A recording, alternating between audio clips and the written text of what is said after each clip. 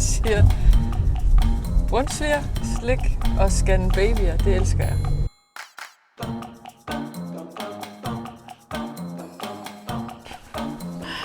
Det er fordi Vicky, hun har købt min forretning og skal overtage min forretning 1. oktober. Og så holder vi en reception, sådan en overtagelsesreception den 30. september kl. 14. Ja. Så det skal bare gøres.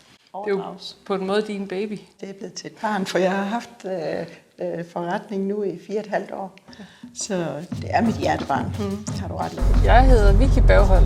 Jeg er indehaver af Svendborg Scanningsklinik her på 1. i 10. Det glæder mig rigtig meget til. Det er også lidt vildt, men jeg tror, det bliver godt. Altså, det var virkelig sådan, jeg tænkte, fordi jeg var godt klar over, at det her det var også vigtigt for dig. Så jeg ville gerne virkelig fortælle dig, hvorfor at jeg gerne ville ned og være din efterfølger. Ja.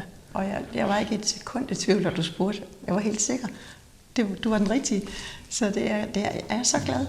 Så kan jeg sige, at indtil jeg så overtager klinikken, har jeg været ansat 8 år på fødegang på OUH. Så har jeg været de sidste 9 år i ultralyd for gravide, hvor jeg jo har scannet. Så har jeg haft siden 2018 har jeg været ansat som sovegruppeleder 2 dage om ugen, og den funktion beholder jeg.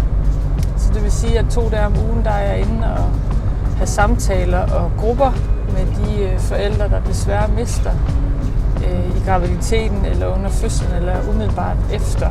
Så jeg har stadigvæk min gang på OUH, selvom jeg kommer til at være i Svendborg. Jeg kan ikke engang huske, hvilket år I så kom ind. Det var så i 14, at man lukkede Svendborg sygehus for graviditetsscanninger, hvor vi så kom ind og var på fuldtid i Odense. Der blev vi jo så fuldtidskollegaer. Ja, det gjorde vi. Så vi har kendt hinanden i mange år. Ja, det har vi. Ja. Og scannet dør om dør, side om side. Ja. Og det er der også nogle af mine kunder, der har spurgt, jamen, kan du undvære det her? Og det ved jeg jo, det vil tiden jo vise. Så må jeg jo komme på besøg. Ja.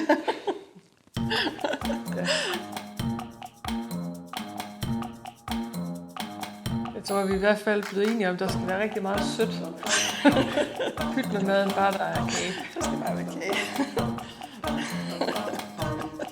Måske også lige lidt i klassen. Ja, lidt i klassen. Det er det, I får.